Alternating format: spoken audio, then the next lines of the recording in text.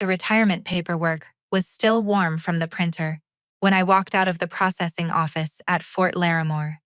18 years of service reduced to a manila folder and a handshake from a lieutenant colonel who never once looked up from his monitor. I was 37 years old, and for the first time since I was 19, nobody in this world was going to call me Captain Hartwell again. I stood by my truck a second longer than I needed to, keys warm in my palm, trying to work out what a person is supposed to feel at a moment like that. Relief. Grief. Something in between that didn't have a clean name. That was when a man in a faded olive field jacket cut across the lot toward me, moving with the particular economy of someone who'd spent decades running formations for a living, shoulders squared, chin level, a walk that didn't waste a single motion. "Josephine Hartwell," he said. It wasn't a question, it was a confirmation, the way you'd read a name off a roster. I hadn't heard my father's voice say my full name in 18 years, and this man wasn't my father. But something in the cadence of it, the flat, unhurried Midwestern vowels, struck the same nerve anyway. Hard enough that my hand drifted toward my hip out of 18 years of muscle memory, before I caught myself standing there, unarmed in civilian clothes for the first time in almost 2 decades. "That's me," I said. "Do I know you?" First Sergeant Miles Draper, retired. He said it the way you report for an inspection, and for a moment I half expected him to salute. "I served with your father. 2 tours. Fort Bragg first, then Germany, out of Ansbach." I hadn't said my father's name aloud in longer than I wanted to admit, and hearing a stranger say it on an ordinary Tuesday afternoon knocked something loose in my chest that I'd bolted shut a long time before. "Foster Hartwell," Draper said, when I was too slow to answer. "Your dad." "I know who my dad is," I said, sharper than I meant it. "Was." Draper studied me the way older soldiers study younger ones, deciding how much weight a person can carry before they buckle, then reached inside his jacket and drew out an envelope. It had gone soft and gray at the corners, the way paper does, when it's carried in a coat pocket for years, instead of left flat in a drawer. "Ma'am." My name was written across the front in handwriting I hadn't seen in nearly 2 decades. Narrow, slanted hard to the right, the hand of a man who'd grown up doing homework by lantern light on a horse ranch and never bothered to learn cursive the way the schoolbooks taught it. "He asked me to hold on to this," Draper said. "Told me not to hand it over until you were ready to come home. I've carried it 18 years, Captain. Figured today counts for something." I looked at that envelope the way you look at something that might detonate. "My mother told me exactly what he thought of me before he died," I said. "I don't need a letter to confirm it." Something tightened along Draper's jaw, the small, involuntary flex of a man holding back words he isn't sure are his to say. "Your mother," he said, "wasn't in the room when he wrote that." I took the envelope because my hand moved before my brain gave it permission. The same reflex that used to make me catch a dropped weapon before I'd registered it was falling. I got into my truck without saying thank you, because 18 years of training in exactly this kind of ambush had done nothing to prepare me for one that arrived, wrapped in cream-colored paper on a quiet afternoon. I put the key in the ignition and watched Draper in the rearview mirror, hands in his jacket pockets, standing there the way you watch something you're not sure will hold together once you drive away. I almost pulled out of that lot without opening it at all. Truck in reverse, foot on the brake, envelope on the passenger seat like it might be radioactive, some old, cold part of me. The part that had spent 18 years deciding not to feel things on any schedule but its own. Told me to point the truck toward the interstate and not look back, the same as I'd done at 19, standing at the end of the driveway with a duffel bag and a bus ticket, while my mother watched from the porch and didn't wave. Draper tapped 2 knuckles against my window before I could shift into gear. I rolled it down maybe 2 inches, enough to hear him and not much more. "He never hated you," Draper said, and there was nothing performative in the way he said it, no softness added for my benefit, just the flat certainty of a man delivering a report he'd rehearsed for years and finally had somewhere to put. "Whatever you were told, whatever version got handed to you, it isn't true. He never hated you. Not for one day, not for 1 hour of the 18 years since. I promised him I'd tell you that before you had a chance to drive off without hearing it, and I don't break promises to dead men, especially not to that one." I didn't have an answer for that. I rolled the window back up with a hand that wasn't quite steady, and I sat there, in the parking lot of Fort Laramore's out-processing building, with the engine idling and the envelope on the seat beside me. And for the first time in longer than I could remember, I let myself cry somewhere a stranger might actually see it happen. I didn't open it right away. I drove to a gas station 2 exits down the interstate, a single flickering sign that said fuel and diesel and nothing else, and sat with the envelope on my knee, turning it over like evidence at a scene I hadn't finished processing. The postmark was smudged but legible if I tilted it toward the light. 3 days before the date my mother had given me for my father's death, 18 years earlier, in a phone call to my barracks at Fort Jackson, I could still replay from memory with unsettling precision. I remembered exactly where I'd been standing when that call came through. Outside the mess hall, holding a tray I never filled, a drill sergeant shouting somewhere behind me about formation times. My mother's voice had no grief in it that I could detect, only a kind of tired finality. Foster Hartwell had passed in his sleep, she told me, and his last words to her, spoken plainly without anger, were that he wished I had chosen the family over the uniform. I had carried that sentence for 18 years the way you carry a stone. In your boot you've stopped noticing, because removing it feels like trouble than the ache is worth. I never questioned it. Not through 2 deployments. Not through a promotion board that passed me over the first time. Not through every holiday I spent alone, instead of driving the 11 miles back to Sable Creek. Because what was the point of returning to a place where the last thing your father said about you was disappointment? Grief doesn't invite cross-examination. You don't ask your own mother to produce a witness, because questioning her means admitting the unthinkable, that she might lie about the final words of a dying man. I opened the envelope halfway there in that lot. 3 lines in, my eyes skipped ahead against my will, and landed on a sentence that didn't match anything my mother had ever told me. I closed it immediately, hands shaking in a way they hadn't since my first firefight outside a checkpoint I still dreamed about sometimes. I sat there a long while, engine off, asking myself a question I didn't have an answer for. Was I ready to learn my mother had lied to me for 18 years? Or was I about to make the same mistake twice, believing a version of events simply because it was easier than the alternative? I should have opened it all the way, right there, engine still running, before I lost my nerve. Looking back on it now, some part of me already suspected what waited inside those 3 pages, and I wasn't ready yet to lose the one thing I'd at least gotten used to carrying. 18 years of a grief that, however painful, had at least become familiar, load-bearing, the kind of weight you learn to walk with. Would you have torn it open right there in that parking lot, or would you have needed solid ground under your feet first, the way I apparently did? Comment ye if yes. Comment N if no. I'll tell you the truth by the end. I put the envelope in my glove compartment instead, next to a stack of maintenance receipts and an old field manual I hadn't gotten around to throwing out. And rather than driving to the small apartment outside Fort Laramore that I had 30 days to clear per the terms of my final housing allowance, I pointed my truck west, toward Sable Creek, Montana, toward the one place I had sworn to myself at 19 years old I would never willingly return to. The drive took 4 hours, and somewhere around the second hour, crossing into country I recognized despite myself. The shape of the mountains changing, the particular gold brown of late summer range grass. I found myself doing math I hadn't done in years. 18 years of service. 18 years since the phone call. Both numbers landing, almost to the season, at the same place, as though my entire adult life had been built directly on top of the day everything at home had supposedly ended. I had left for basic training at 19. Within that same first year, before I'd even finished my initial training pipeline, my brother Dean had been hurt in an accident loading a horse trailer. An accident, my mother would later tell me, more than once, had happened because I wasn't there to help. And not long after that, before I'd even earned my first stripe, my father was gone, and I was told he'd died disappointed in the daughter who'd chosen a uniform over a family that needed her. I'd spent the first 10 of those 18 years enlisted, working my way up to sergeant first class before a company commander, who saw something in me, pushed me toward officer candidate school at 29, later than most, which was part of why I was retiring as a captain instead of something higher. I'd started the officer clock late.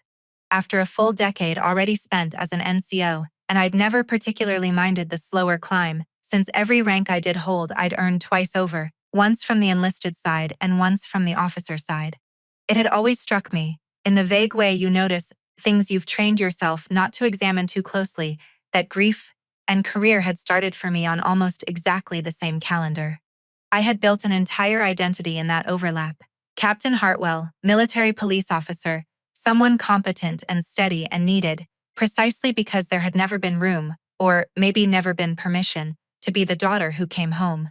I thought about my father then, the way I usually only let myself think about him around holidays, quick and glancing, like touching a stove to check whether it's still hot.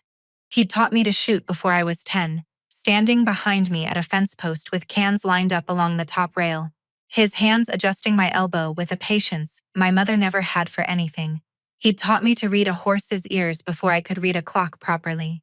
He was not a man who said, "I love you" often, but he was a man who showed up to every single one of my track meets in high school, standing at the far end of the fence line in his work boots, because he'd come straight from the ranch and hadn't had time to change. And I had spent 18 years telling myself that a man like that, a man who showed up, could still turn around and die hating me for choosing a life he hadn't chosen for me. I hadn't let myself ask, not once in all that time, whether that math had ever actually made sense. The Hartwell Ranch sat at the end of an 11-mile county road that hadn't been paved when I left home and was smooth blacktop now, which told me something all by itself about how much money had moved through that property in 18 years. The gate at the entrance used to read Hartwell Family Ranch, EST. 1961, in letters my grandfather had welded out of scrap iron with his own hands sometime in the 60s. Letters that had rusted a little more every year I could remember. A rust I'd always found comforting because it meant the sign had history in it. Now the gate read Dean, Hartwell Ranch and Equestrian Center, cut clean and precise in a font somebody had clearly paid a graphic designer good money for, mounted on posts that looked freshly poured. I sat at the end of that driveway for 4 full minutes before I made myself put the truck in gear. The house had a new wraparound porch that hadn't existed when I left, wide enough to host the kind of gathering my family had never once hosted when I was a kid. The old barn, the one my father had built with his own 2 hands the summer before I was born, the one I used to sleep in during thunderstorms because the sound of rain on its tin roof was the only thing that ever calmed me down as a child, was gone entirely, replaced by a covered arena large enough to host a regional rodeo, with parking for 40 vehicles and a sign out front advertising's monthly boarding rates and race that made my eyes widen involuntarily before I could stop them.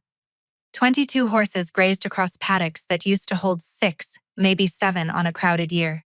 A woman I didn't recognize was out near the arena, tall, blonde, in riding boots that probably cost more than my entire monthly housing stipend, directing 2 ranch hands with the kind of easy authority that only comes from years of practice, never from being new to a place.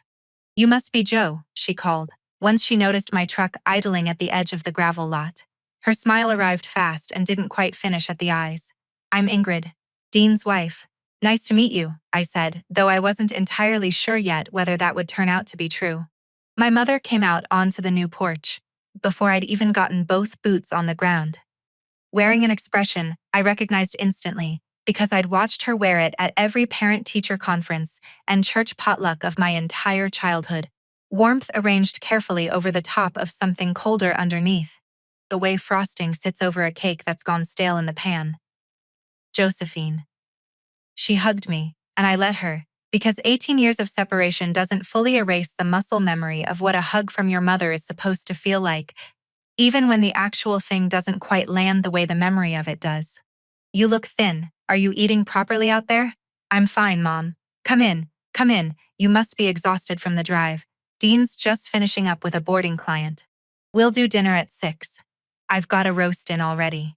Dinner at 6 turned out to be something closer to a production than a meal. A dining table that comfortably sat 10, though there were only 4 of us seated at it, a roast my mother had clearly devoted the entire afternoon to, and a running commentary, threaded through the whole meal about the ranch's expansion over the past decade. The new boarding contracts they'd signed with clients, from as far away as Bozeman, the ribbons Dean's daughter had brought home from horse shows. I hadn't known she competed in, hadn't known existed, none of which had ever been mentioned to me across 18 years of near total silence, save for the occasional Christmas card, with a photograph tucked inside, and no letter to go with it. Dean looked older than I'd braced myself for. Not old exactly, but weathered in that specific way ranch work weathers a man over decades, sun creases fanning out from the corners of his eyes, a slight, permanent limp in his left leg that he'd carried since the accident that had put him in a hospital bed. The summer I turned 19, the same accident my mother had spent 18 years framing, however gently, as something that happened because I wasn't there to help load the trailer. "Good to see you, Joe," he said, and for a moment it almost sounded sincere, which somehow made it worse. I made it through the salad course and most of the roast before I mentioned it, mostly, if I'm honest, to see what would happen when I did. "I ran into someone today," I said, keeping my voice light, conversational, the tone you use when you're testing a door to see whether it's locked. "First Sergeant Miles Draper says he served with Dad." The table went quiet in a way that had nothing to do with anyone's mouth being full. My mother set her fork down with a precision that told me, more than any words could have, that she was buying herself a beat to think. "Miles Draper," she repeated slowly, as though testing whether the name still fit properly in her mouth after so many years of not using it. "I haven't heard that name in ages." "He gave me a letter," I said. "Dad wrote it, before he died." Dean's eyes flicked once toward our mother and back down to his plate just as fast. Ingrid busied herself refilling water glasses nobody at that table had actually asked her to refill.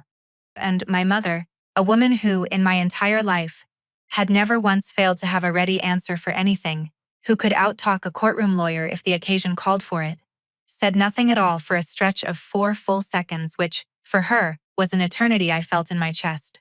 "That's wonderful," she said finally, a half beat too bright.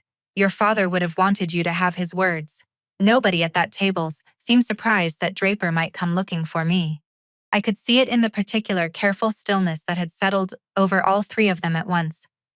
The stillness of people who have discussed a possibility, privately, ahead of time, and quietly agreed on how they'd react if it ever actually happened. I didn't push it any further that night. I filed the moment away the way 18 years of training had taught me to file away anything that didn't add up cleanly, and I finished my dinner, and I told myself, not very convincingly, that I was probably imagining things, because the alternative was a thought I wasn't ready to sit with on my first night home in 18 years. Later, lying in a guest room my mother had redecorated years ago into something generic and hotel-like. All the traces of my childhood packed away except for that one corkboard she must have simply forgotten to take down. I found myself replaying the exact wording my mother had used at dinner. "Your father would have wanted you to have his words." Not a single question about what the letter said. Not a single flicker of curiosity from a woman who claimed, over and over across 18 years, to have loved my father completely. A person who trusted the story she'd told wouldn't need to worry about what a letter might contain. Only someone bracing for a contradiction would let a detail like that slide past, without asking a single follow-up question, and my mother had never in her life let anything slide past her without at least one follow-up question. My mother took control of the narrative the way a defense attorney takes control of a courtroom. Smoothly, deliberately, before anyone else in the room has a real chance to speak first. Over coffee the next morning, sitting at the kitchen island in a house that no longer smelled like the one I grew up in, she started reminiscing about my father's final weeks, with a level of practiced detail that struck me, even before I had any concrete reason for suspicion, as slightly too smooth, too polished. The kind of story that has been told so many times over so many years that it's worn a comfortable groove into the teller's memory. One that doesn't quite match the jagged, uncertain shape of a real recollection, recalled fresh. "He was so tired those last months," she said, stirring sugar into coffee. She clearly didn't need sweetened, a nervous habit I recognized from childhood. "The doctors said his heart was failing, but you know your father, he never once complained. Not to me, not to Dean, not to anyone. He'd sit out on the porch every evening and watch the horses in the far pasture, and I'd ask him what he was thinking about, and he'd say," she paused there, just a beat too long. "He'd say he was thinking about all the things he wished he'd said to you while there was still time to say them." Dean nodded along without being asked, backing every detail his mother offered with a small automatic sound of agreement, Mm-hmm. That's right. That's exactly how it was. The reflexive affirmation of a man who has learned, over many years living under this particular roof, that contradiction in this house tends to come at a cost nobody wants to pay. I'd like to see his grave, I said, when Corinne finally paused long enough to draw breath. I haven't been out there yet.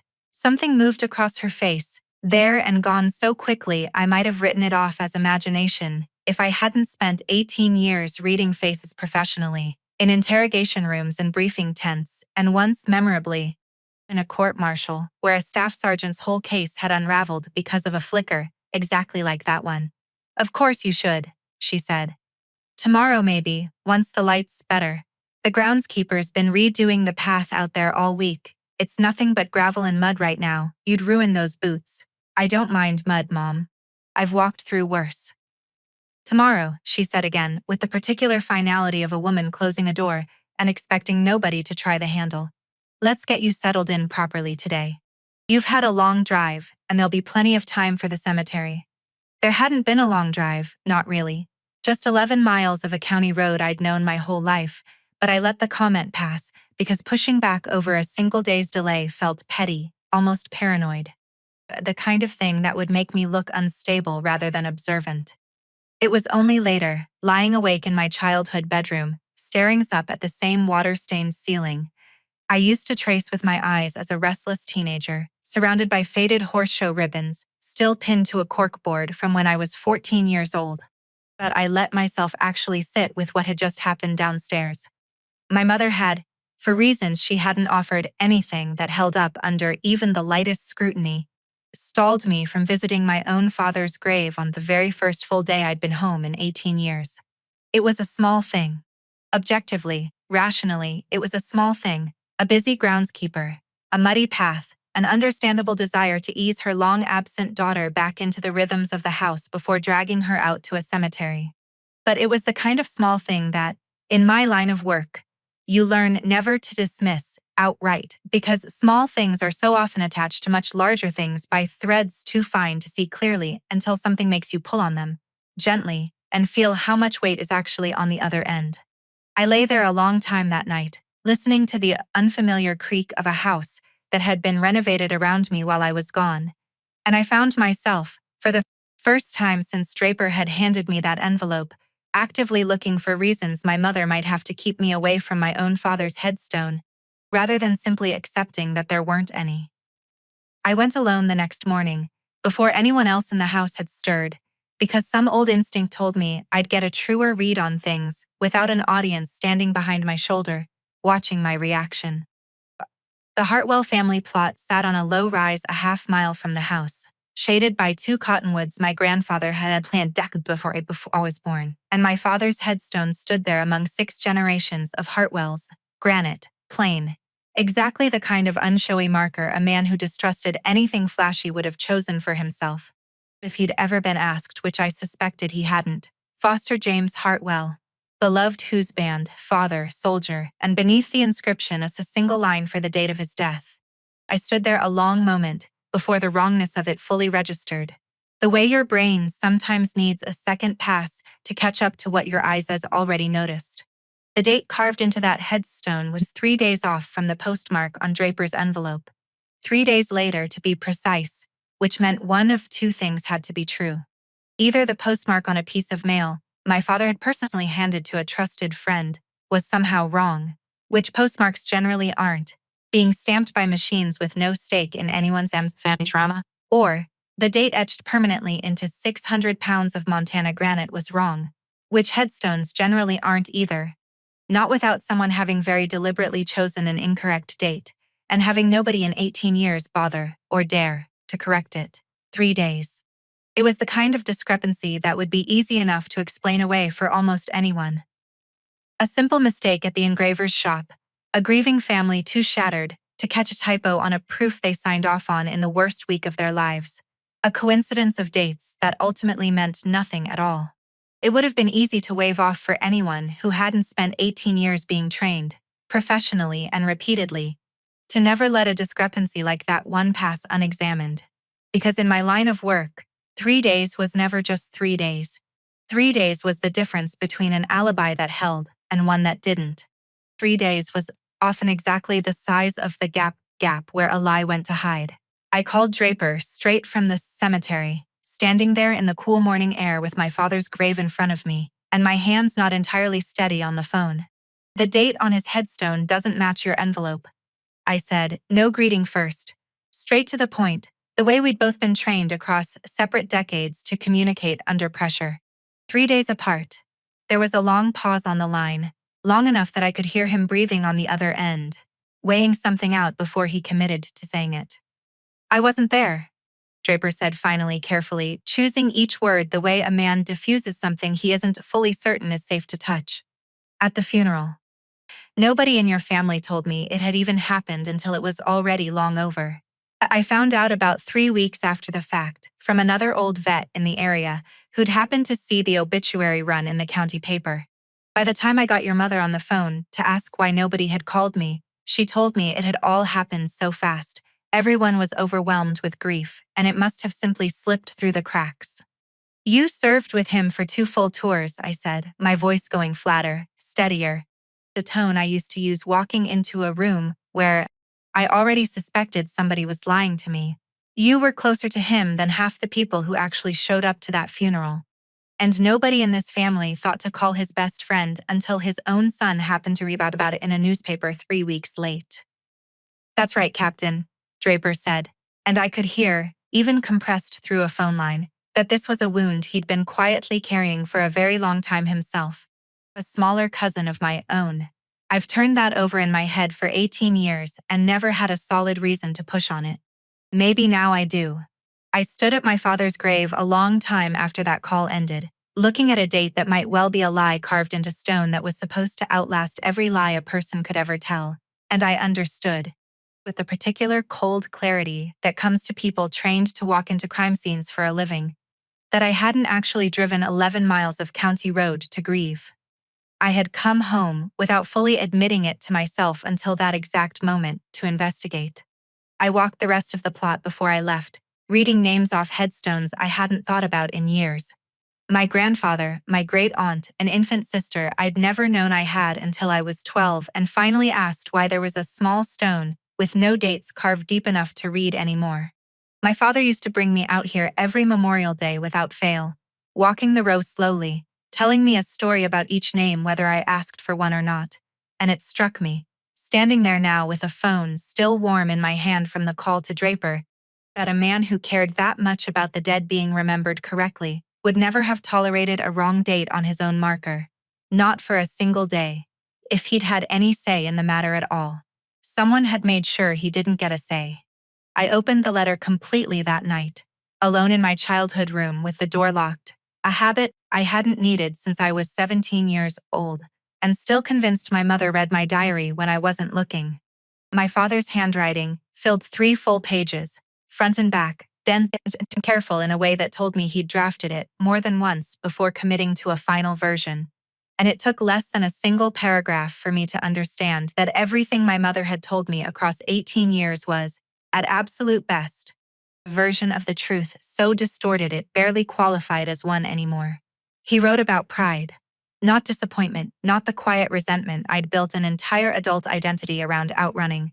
Pride, specific and detailed and clearly hard-won from a man who wasn't given to easy compliments. He wrote about the day I'd called him collect from basic training to tell him I'd finished the confidence course faster than any other recruit in my entire platoon. A phone call I remembered making but had never once imagined he'd held on to for 18 years. He wrote about a letter I'd sent from my first deployment, describing a checkpoint I'd manned for 6 straight hours without relief in weather that should have broken me. A letter I barely remembered writing myself. Called. He wrote about a photograph my mother had apparently shown him of me receiving a commendation I didn't even recall telling anyone about, certainly not her, which meant she'd gone looking for it, had cared enough at some point to find it and bring it home to a dying man, only to later stand in a hallway and tell me he'd died disappointed. And near the end, in handwriting that had grown visibly shakier, less certain than it was on the first page. The tremor I'd later come to understand belonged to a man whose heart was already failing him. He wrote about forgiveness, his own. for the long silence that had grown up like a fence line between us over the years. A silence he took full ownership of in a way that cracked something open in my chest, because I had spent 18 years believing that particular silence was mine alone. To carry, my fault entirely, the direct cost of a uniform I'd chosen over a family that supposedly needed me home. And then, in the final paragraph, a single sentence that I read 4 separate times before I understood the full weight sitting inside it. If anything happens to the paperwork, Miles has copies. Trust him before you trust the house. I sat with that sentence a long while, the rest of the letter still open in my lap. My father had never been a paranoid man, not in any version of him I'd ever known. He was steady, plain-spoken, the kind of man who fixed a fence line himself, rather than complain about it, who trusted a handshake over a contract most days of his life. For a man built like that to write a sentence like that one, apparently understanding it might be among the very last things he'd ever put down on paper, meant he had anticipated something specific, a dispute, a fight, some kind of betrayal. Serious enough, and concrete enough in his mind, that he had taken the genuinely extraordinary step of hiding evidence with a man 3 states away, rather than trusting it to the walls of his own house, to the people who slept under that roof beside him every night. He wrote, too, about the horses, a small, almost throwaway paragraph in the middle of the second page, about a mare named Copper Penny that I'd broken myself the summer before I left for basic training. A mare he said he'd never let anyone else ride after I was gone.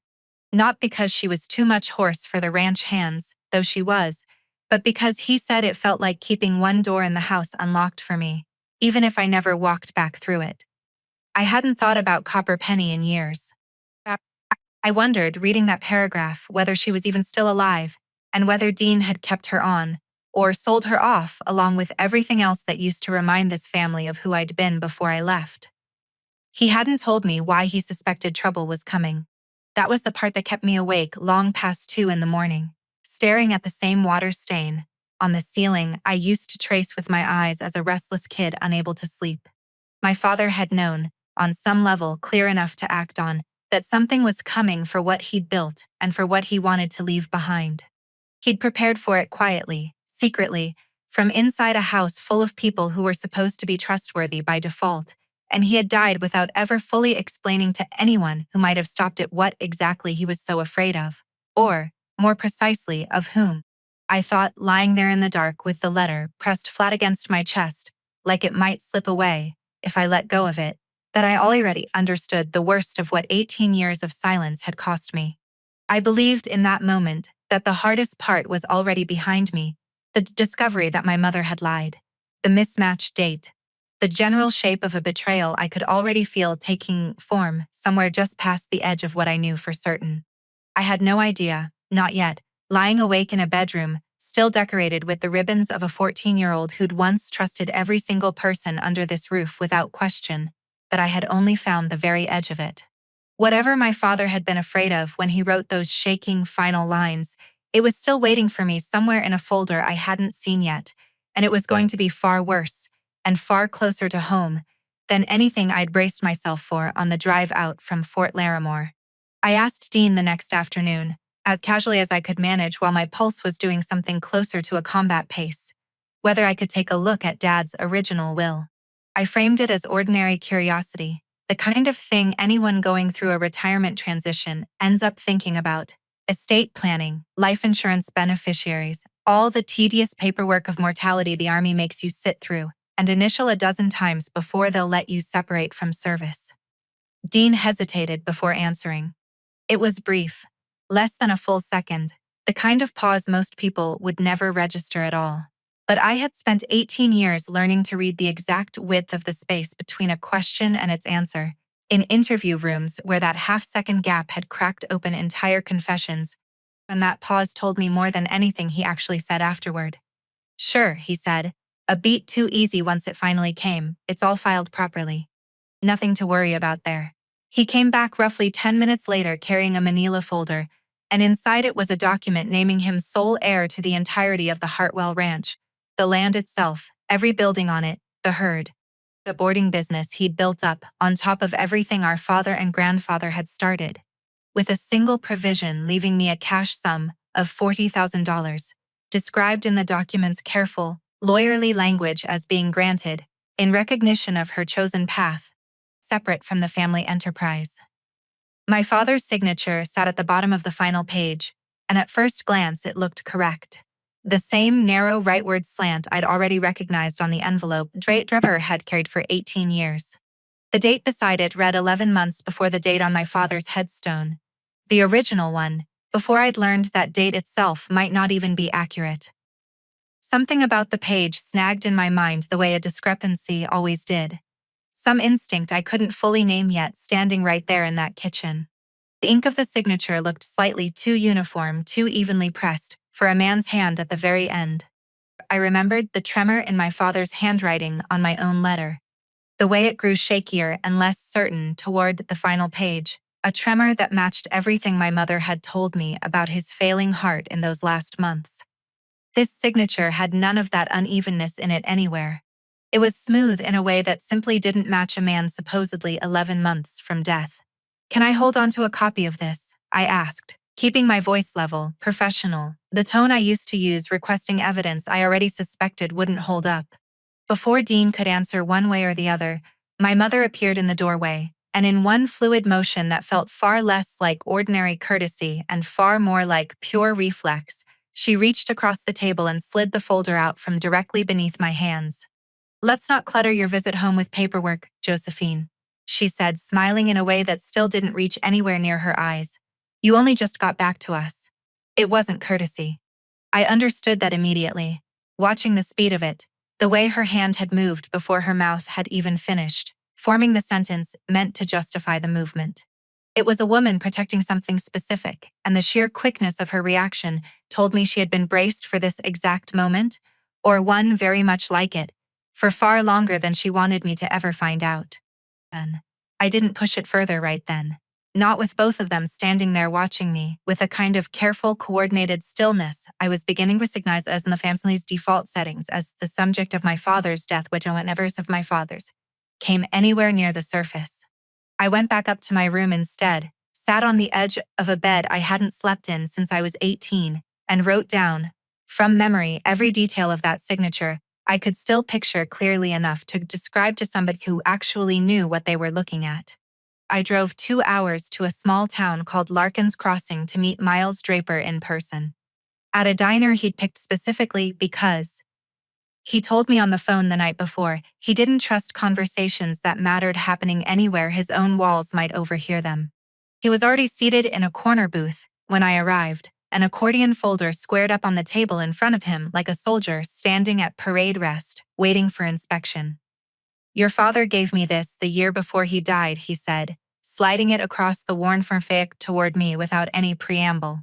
"Told me to keep it somewhere safe, and not to say one word about it to anyone, unless something happened to him that didn't sit right afterward." Inside was a will, properly witnessed by two names I didn't recognize, notarized with a stamp from a different county entirely than the one Dean's version carried. Dated 4 full months before the document Dean had shown me back at the house. This one split the Hartwell Ranch equally between Dean and me.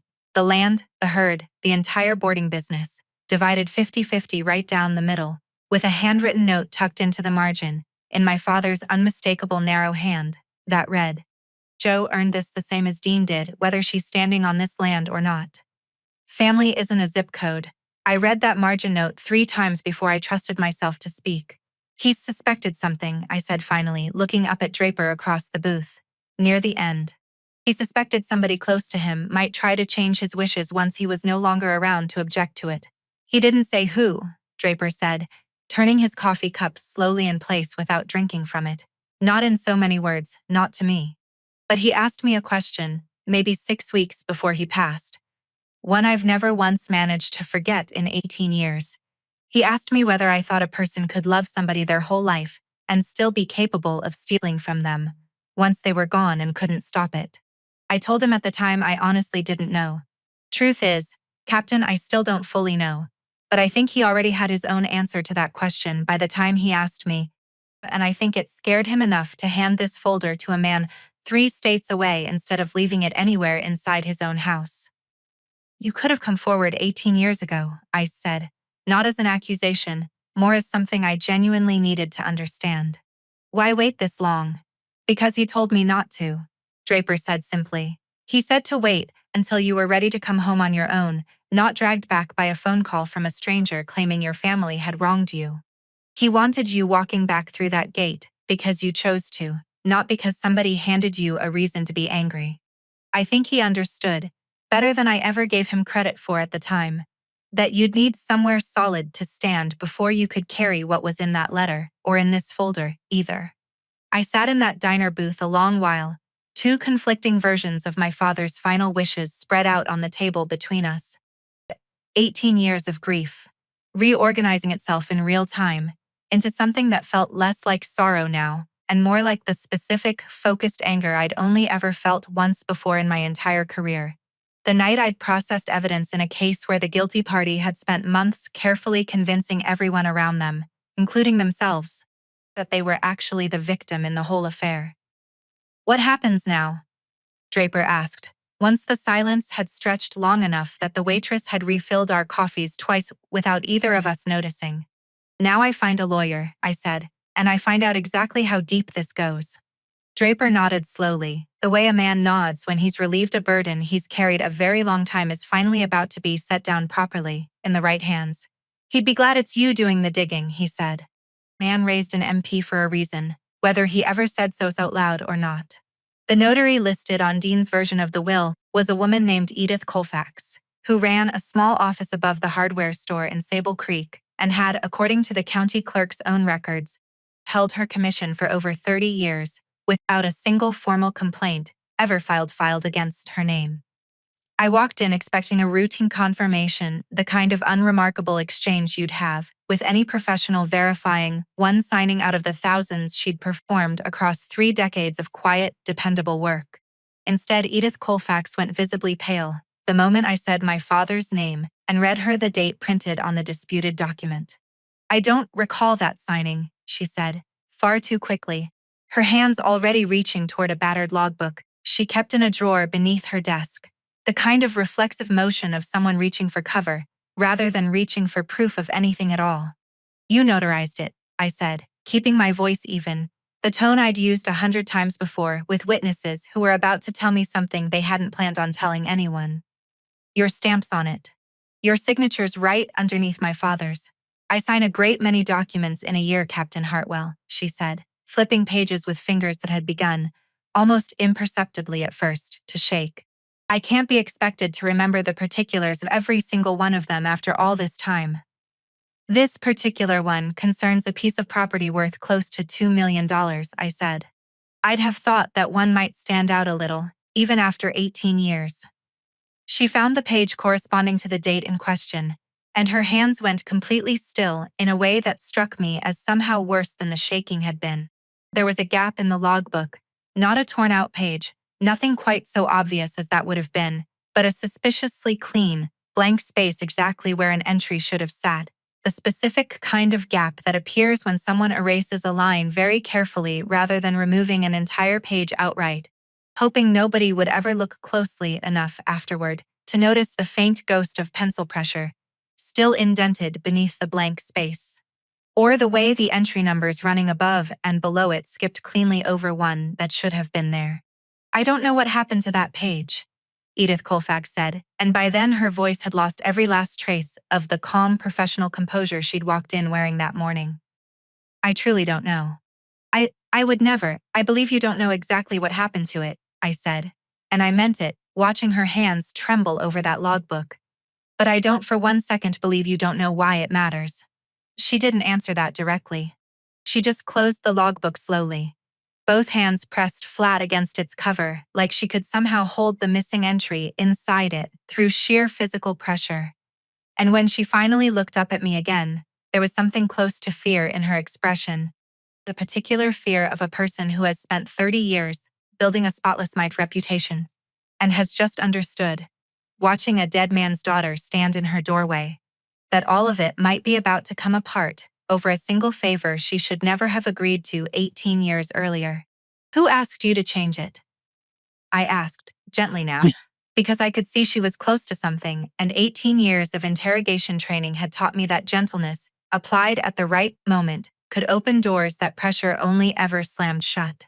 Edith Colfax looked at the logbook and then back up at me, and for just a moment, I thought she might actually tell me right there in that cramped little office above the hardware store. But whatever courage had briefly surfaced in her retreated again just as fast, and she said only, very quietly, "You should talk to your family, Captain. I think you already know more than you're letting on." I left her office with no direct confession, but I left with something almost as valuable.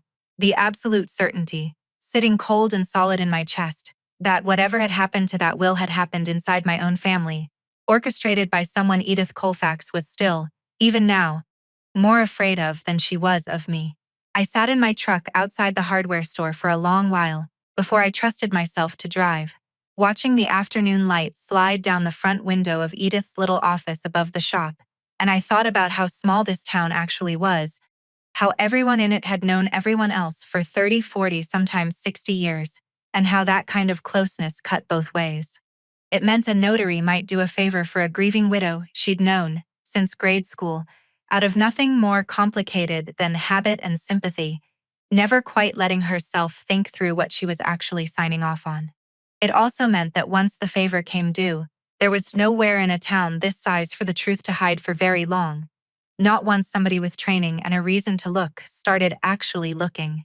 I retained an estate attorney named Naomi Castellano, out of an office 2 blocks from the Larkin County Courthouse, a woman who'd built her entire practice around exactly this dispute, and who listened to my full account. The 2 conflicting wills, the mismatched headstone date, the missing entry in Edith Colfax's logbook, Draper's testimony about a dying man's suspicions, without once interrupting me, taking notes in a hand almost as precise and economical as my own father's had been. "I want to be straightforward with you about what's likely coming," she said. Once I'd finished laying it all out on her desk, literal folders and all, arranged the way I'd have arranged evidence for a briefing. "You have a strong case, genuinely strong, stronger than most of what walks through this door.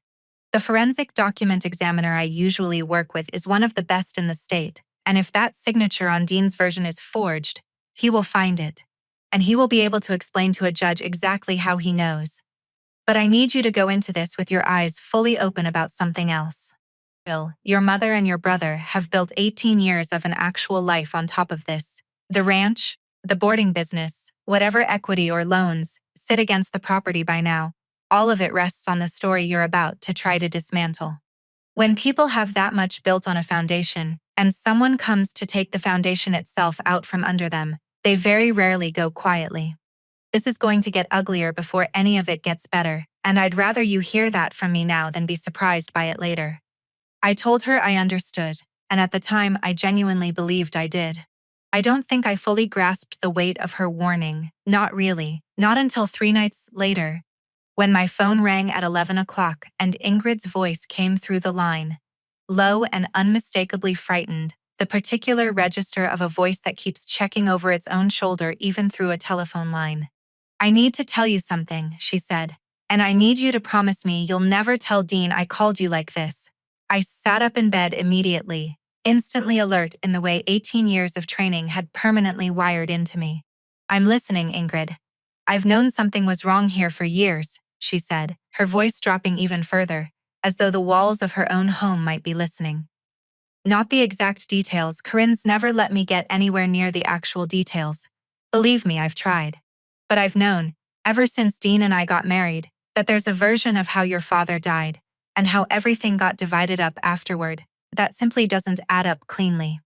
And I was told very early on, in no uncertain terms, never to ask about it, not to Corinne, not to Dean, not to anyone in this family. Her voice cracked slightly on the next part. I stayed quiet all this time because I have a daughter to think about, and a life I've built here, and because Dean is a genuinely good husband, even if he's a coward about standing up to his own mother. But I can't keep staying quiet, Joe. Not now that you're here asking the right questions. "What are you telling me exactly?" I asked, keeping my voice as steady and gentle as I could manage. "I don't know precisely what you're going to find when this all comes apart," Ingrid said. "But I know it's going to break this family into pieces, and I needed you to know, before that happens, that not everyone under this roof has been comfortable with the lying. even if some of us were too frightened or too comfortable ourselves to ever say so out loud until now. I thanked her, and I meant it. And after we hung up, I sat awake a long while in the dark of my childhood bedroom, turning her call over in my mind the way I turned over any new piece of testimony, weighing what it confirmed against what it still left unanswered. I had believed, walking into Naomi Castellanos' office 3 days earlier, that I already understood roughly how far my mother had been willing to go to protect the version of events she'd constructed and maintained for 18 years. I had no real idea, not yet, lying there listening to the house settle around me, that I was only just beginning to learn how far the rest of the family had quietly let themselves be carried along with her, each of them complicit in their own particular, private way. I confronted my mother directly, 2 days later, at the ranch house kitchen table, with Naomi's advice sitting in the back of my mind the whole time. Let her talk, don't fill her silences for her. Because people who are lying tend to say more than they mean to the moment you give them enough room to fill on their own. We sat in the same kitchen where she'd stalled me, so smoothly, from visiting my father's grave on my very first morning home, and I laid it all out in careful, methodical order. The 3-day gap between the postmark and the headstone, the two conflicting wills, the missing entry torn clean out of Edith Colfax's memory and logbook alike. The way Edith's hands had shaken over that empty page. Corinne didn't confess. Not directly. Not in any way a court would recognize as an admission. She was too controlled a woman, too practiced across too many years for that kind of collapse. But something in her finally cracked open at that table. Some brittle shell she'd been maintaining flawlessly for 18 years straight. And what came out of the crack wasn't an admission so much as a justification, delivered with the flat, unshaken certainty of a woman who had spent nearly 2 decades convincing herself, so thoroughly and so completely, that she'd done nothing wrong at all. I did what needed to be done to keep this family standing, she said. Chin lifted, eyes dry and steady, in a way that unsettled me more than tears would have. You were gone, Josephine. You chose the army over all of us the day you climbed onto that bus at 19 years old, and you kept choosing it. Deployment after deployment, every holiday, every birthday, every single year you weren't here. I watched Dean bleed out on that trailer ramp because you weren't around to help him load it properly. I watched your father grieve for you, like you'd died, even though you were very much alive, somewhere on the other side of the world, playing soldier. Times. Somebody had to hold this family together while all that was happening, Josephine, and it was clearly never going to be you. So you simply decided I'd already left for good, I said, keeping my voice level, steadier than I actually felt sitting there. And then you just made sure the paperwork matched the decision you'd already made in your own head, long before Dad ever died. Dean, who had been standing near the doorway through all of it saying absolutely nothing, finally spoke, his voice breaking apart, the practiced composure the whole family had been performing carefully for me since the moment I'd arrived back at the ranch.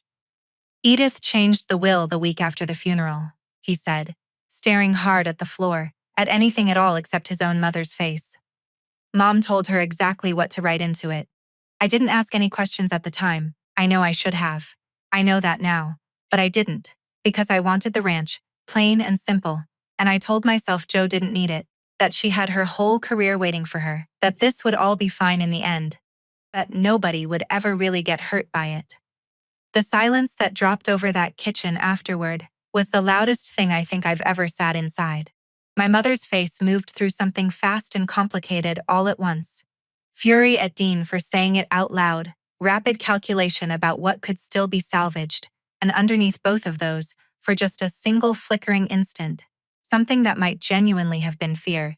The sudden recognition that the confession she had never meant to let happen in front of a witness had just happened anyway, in her own kitchen, at her own table, with her own son as the one who'd finally said the true version out loud, where it couldn't be unsaid. Dean, she said sharply, that's enough. No, he said, and for the first time since I'd come home, I heard something in my brother's voice that sounded genuinely like his own, rather than an echo of hers. It isn't enough, Mom. It hasn't been enough for 18 years. I've watched you tell that same story about Dad's last words so many times I think you actually believe it yourself now. But I was there. I heard what he actually said to you that last night, before you ever told Joe anything different, and it wasn't what you told her. It was never what you told her.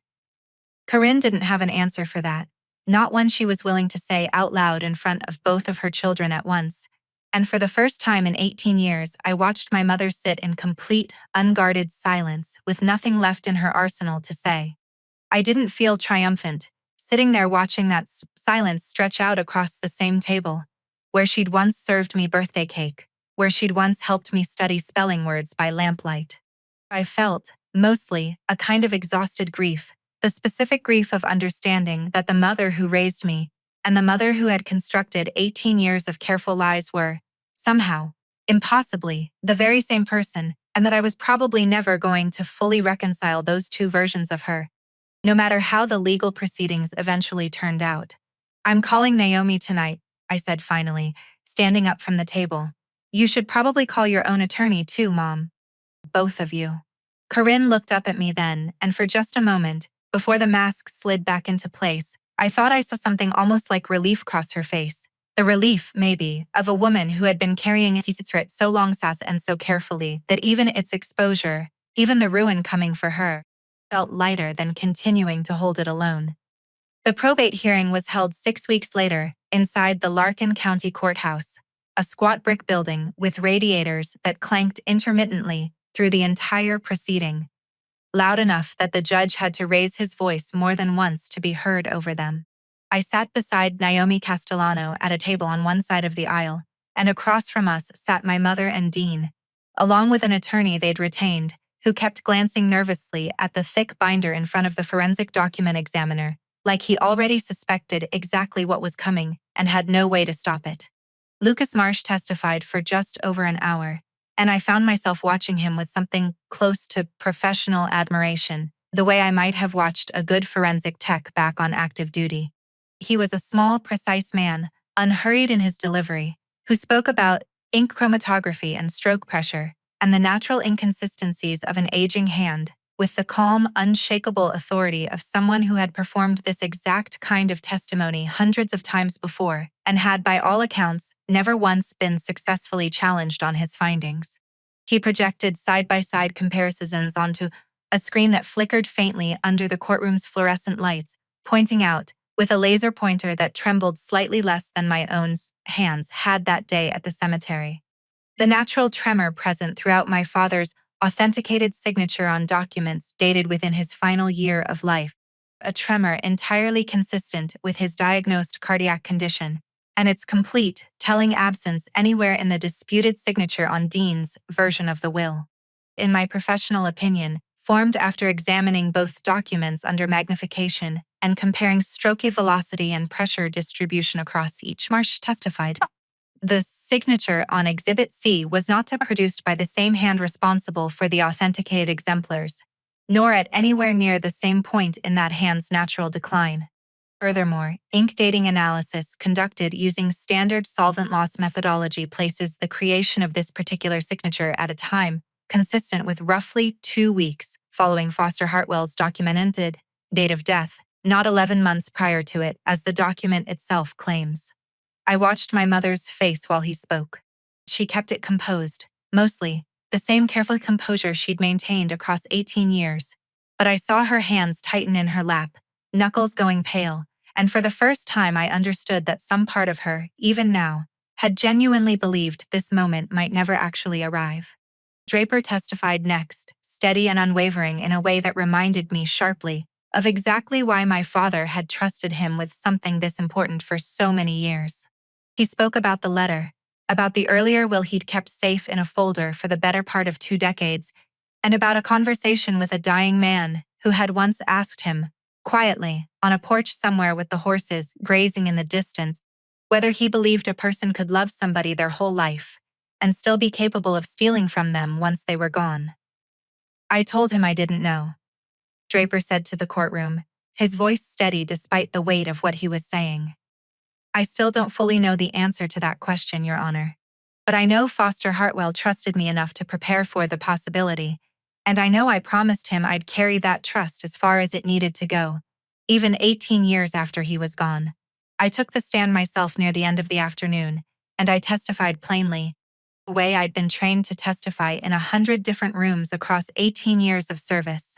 Facts first, emotions set aside, dates and discrepancies laid out in the same clear order I'd used to build the case in the first place. I described the mismatched date on the headstone. I described the missing entry in Edith Colfax's logbook and the particular way her hands had shaken over that blank page. I described my mother's justification, delivered word for word as closely as I could remember it, and I watched the judge's expression shift, almost imperceptibly, as I repeated the line about zip codes and family that my father had written into the margin of his true will. The judge, a measured woman named Judge Patricia Ellender, who had clearly presided over more than her share of family disputes gone ugly, took very little time deliberating once both sides had finished. She voided Dean's version of the will without hesitation, calling the evidence of forgery as clear and thoroughly documented as any I have encountered in this courtroom.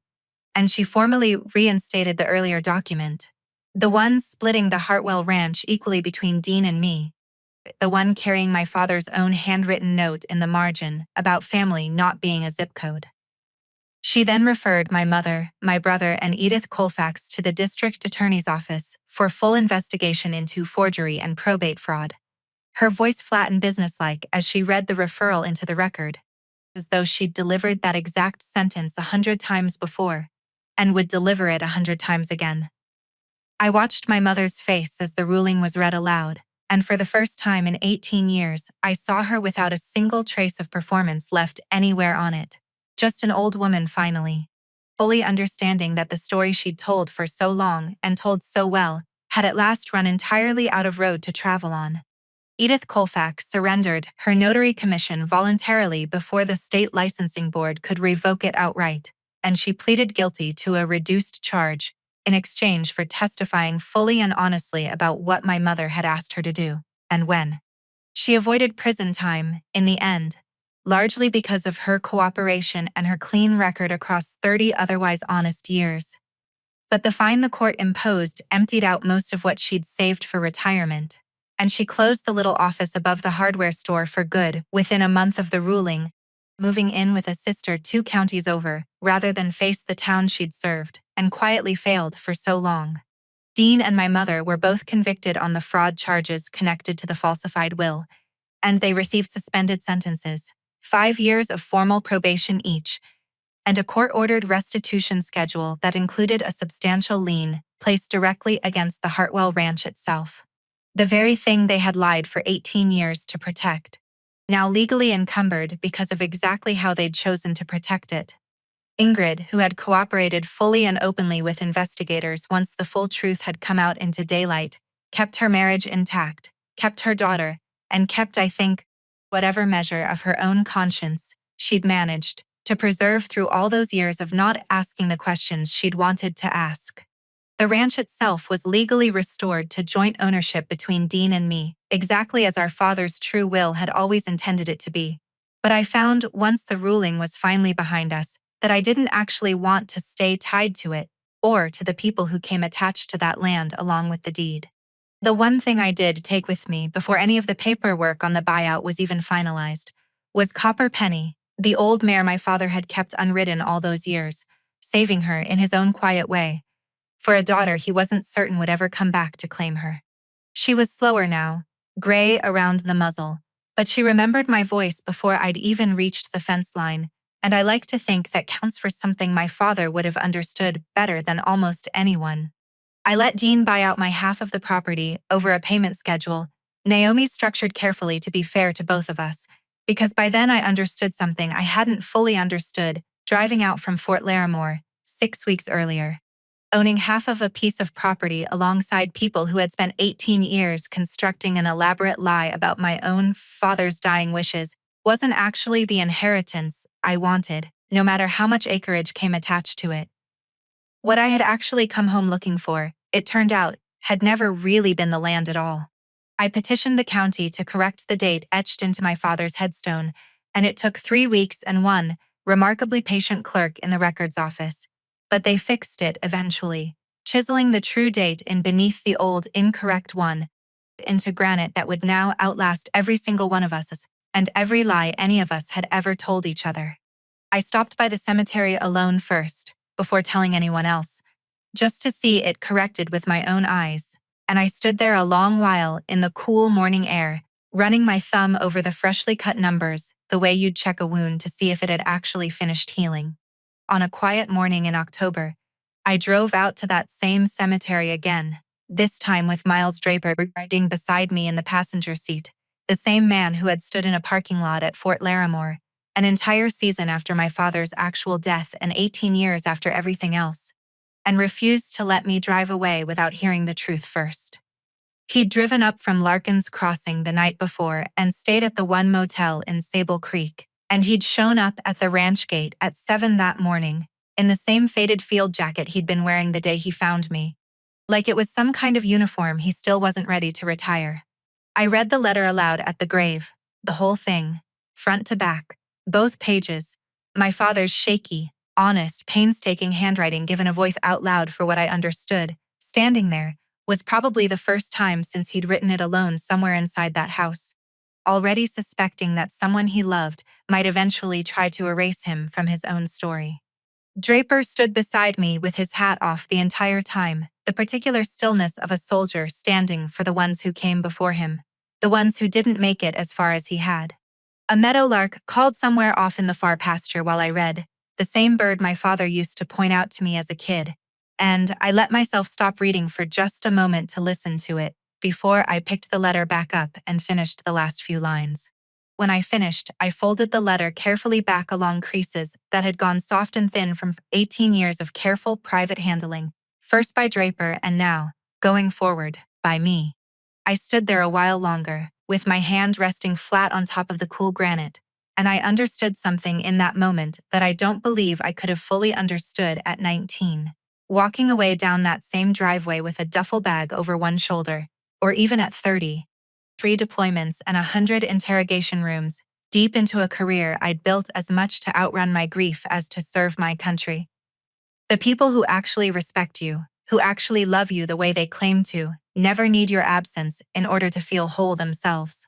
They don't require you to disappear in order to justify their own choices, their own comfort, their own version of how a family is supposed to look from the outside. My father had never once needed me gone to prove that he loved me. It had taken losing 18 years with him and then finding him again unexpectedly in 3 careful pages of shaking, honest handwriting, for me to finally learn the difference between a family that makes room for the person you actually are, and one that simply quietly learns to build itself around the empty space where that person used to stand. He'd be proud of how you handled all this, Draper said, breaking the silence gently as we walked back toward the trucks, gravel crunching under our boots. Not just the digging, the way you did it, steady, fair, even to people who didn't deserve fair from you. I learned that from somewhere, I said. You did, he agreed.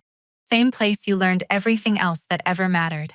I think about that morning often now, months later, settled into a smaller house of my own on a few acres outside Larkin's Crossing, close enough to visit the cemetery whenever I want to, and far enough that I don't have to drive past the Hartwell Gate every single day to do it. I think about the fact that the truth doesn't actually expire just because somebody chooses to bury it for 18 years.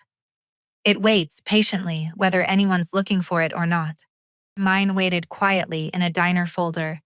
Draper carried across state lines for 2 decades, and inside a frightened notary's logbook with a suspiciously clean gap where an entry should have been, and etched incorrectly into a headstone that stood wrong for 18 years before anybody thought to question it closely enough. And it came back to me exactly when finally, if reluctantly, ready to carry the actual weight of it. If you've made it this far with me, you already know how I ended up answering that question. I asked you all the way back at the beginning of this, sitting alone in a gas station parking lot, with an unopened envelope resting on the seat beside me, engine running, hands not quite steady. I opened it. I was always going to open it eventually, whether that day or some later one, because some truths don't actually let you drive away from them for good, no matter how far or how fast you go. They just wait by the side of the road for you to come back around. Okay. And if you want to see exactly how far one carefully maintained lie can travel before it finally, inevitably runs out of road to hide on, stay right where you are. because the story queued up next is one of the most talked about ones on this entire channel. And I promise you, by the time it's finished, it won't end anywhere close to where you think it's headed either.